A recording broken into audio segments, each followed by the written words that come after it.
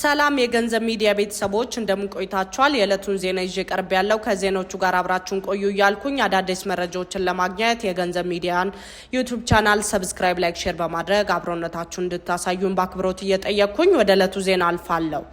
15 ቢሊዮን ብር አልተመለሰም። በተለያዩ መስሪያ ቤቶች ያለ አግባብ የተፈጸመ ክፍያ መሆኑ ተረጋግጦ ለመንግስት ተመላሽ እንዲደረግ ከታዘዘው ገንዘብ ወደ 15 ቢሊዮን ብር አሁንም ተመላሽ አልሆነም ተባለ። ተጨማሪ $23,000 በላይም ወደ መንግስት ካዝና መመለስ ሲኖርበት መስሪያ ቤቶቹ ተመላሽ እንዳላደረጉ የተናገረው የፌዴራል ዋና ኦዲተር መስሪያ ቤት ነው። የመንግስትና የህዝብ ሀብት ባክኖ እንዳይቀር በቢሊዮን የሚቆጠረው ብር ተመላሽ እንዲሆን በድጋሚ ለመስሪያ ቤቶቹ ማሳሰቢያ ሰጥቻለሁ ብሏል።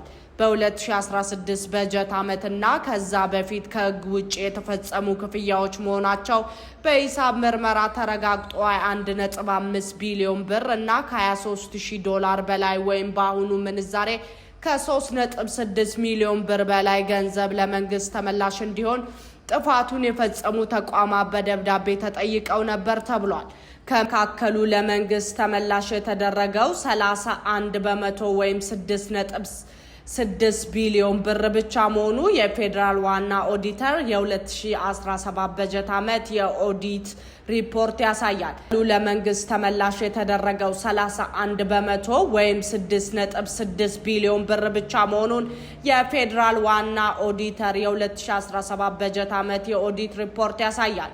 ያለ አግባብ ወጪ ተደርጓል ለመንግስት ይመለስ የተባለው እና በውጪ ምንዛሬ $23,200 ግን 100 በመቶ ለመንግስት ሳይመለስ ቀርቷል ይላል ሪፖርቱ። የዋና ኦዲተር የኦዲት ግኝት ሪፖርት ዛሬ ለህዝብ ምክር ቤት ቀርቧል። ከህግ ውጭ የተከፈሉና ለመንግስት መመለስ አለባቸው የተባሉት በአብዛኛው በጉምሩክና የገቢዎች ቅርንጫፍ ጽህፈት ቤቶች እንዲሁም በዩኒቨርሲቲዎች የተፈጸሙ መሆናቸው ሪፖርቱ ያሳያል። ከመካከላቸው ግን ከ32 እስከ 99 በመቶ ያለ አግባብ የወጡትን ገንዘብ የመለሱ ተቋማትም አሉ።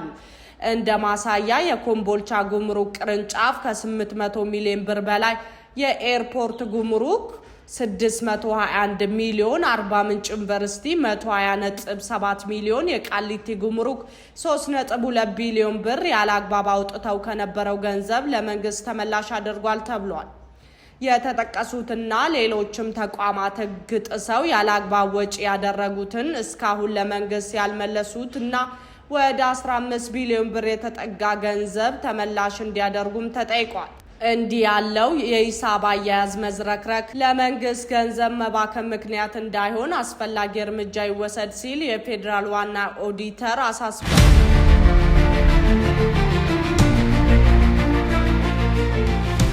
ላለፉት 3 ዓመታት በኢቢኤስ ቴሌቪዥን ሲታይ ቆይቶ ሚያዝያ 4 ቀን 2018 ዓ.ም ወደ ቻናል 1 ቲቪ ተዘዋውሮ ሲታይ የነበረው በስንቱ የተሰኘው የቴሌቪዥን ድራማ መታገዱ ተሰማ።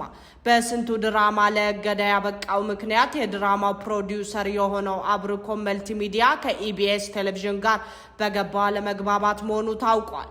ኢቢኤስ ቲቪ የድራማው ባለመብት በመሆኔ ከእኔ ይሁንታና እውቅና ውጭ ድራማው ወደ ሌላ ቲቪ ጣቢያ ሄዷል። ይህ ደግሞ አግባብ ባለመሆኑ ድራማው ይታገድልኝ የሚል ጭብጥ ያለው ክስ በማቅረቡ ነው።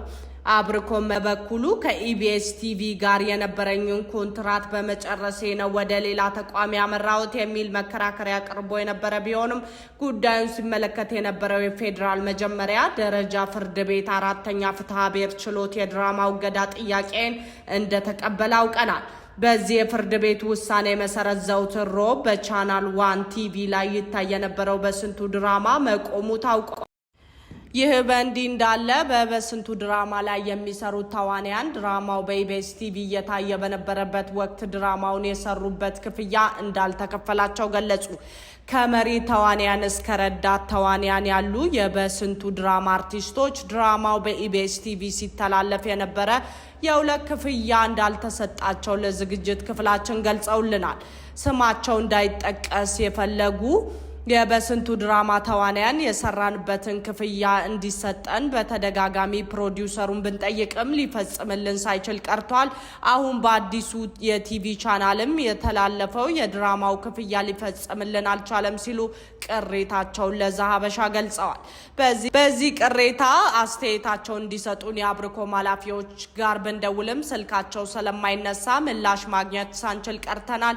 የዝግጅት ክፍላችን የበስንቱ ፕሮዲውሰሮች ምላሽ ካላቸው ለማስተናገድ ዝግጁ እንደሆንን ለመግለጽ እንወዳለን ብሏል ዘሀበሻ።